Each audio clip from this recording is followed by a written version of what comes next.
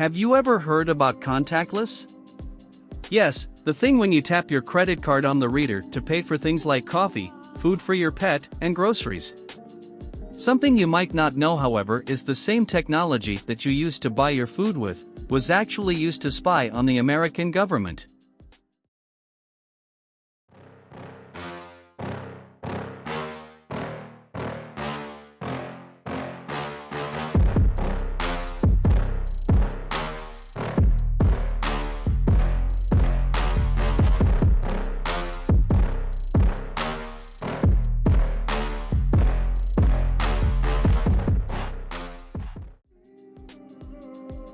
In Moscow, on the 4th of August, 1945, a group of young boys from the Young Pioneer Organization of the Soviet Union gave a large, hand-carved seal of the United States of America to Avery Harriman, the U.S. ambassador to the USSR at the time.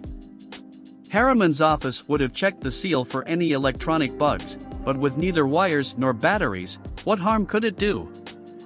Harriman put the gift in the most important spot on the wall in his study. However, from there, it leaked all of his private conversations to the Soviets for the next 7 years. But how? Little did the Americans know, but hidden inside the seal was a listening device unlike any other, capable to work without batteries. The device was created by Leon Theremin, or Lev Sergeyevich Termen, a Russian inventor. He returned to the USSR from the US due to financial difficulties in 1938 and was imprisoned in the Butyrka prison and later sent to work in the Kolyma gold mines. Theremin was put to work in a Sharashka, a secret laboratory in the Gulag camp system, together with other well-known scientists and inventors. During his work at the Sharashka, Theremin created the boron eavesdropping system. A precursor to the modern laser microphone, it worked by using a low-power infrared beam from a distance to detect sound vibrations in glass windows. This proved very effective, and he was awarded the Stalin Prize for inventing this advance in Soviet espionage technology. Also, when Leon Theremin was working in the prison, he came up with the idea of the thing, a listening device made only with a small membrane, casing, and an antenna. The Soviets then placed this ingenious device into the seal that the ambassador hung so proudly upon his wall. How this device worked was it would take in the energy given to it from a certain frequency of radio waves, and then the device would use the energy of the incoming radio waves to send out its own signal, carrying with it the audio of whoever the US ambassador was talking to. And once the incoming radio waves were stopped, the thing would stop emitting its own signal, leaving it completely hidden inside the woodwork. The device then hung in the study for 7 years, through the coming and goings of multiple ambassadors, and was only found in 1952 when a British Army radio operator. He had just been scanning through frequencies and completely by accident, stumbled upon American voices. This was then reported to the Americans, and 2 State Department employees were then sent to check this along with a few other things out.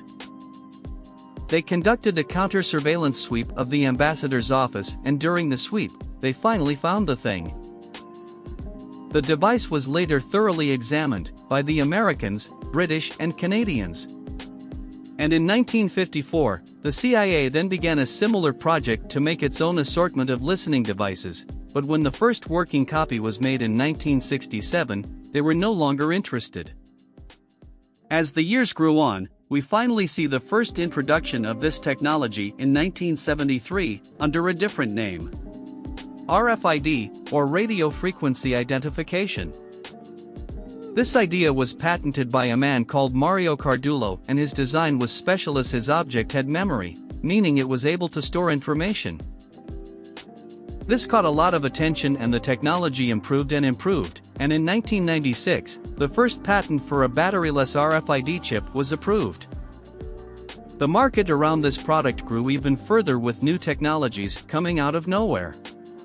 RFIDs seem to be everywhere, and now they are. From keeping track of animals to toll payments. From waste management to passports. And from uses in sports to putting your card down on the reader. It is no wonder why the RFID market is worth over $12 billion today.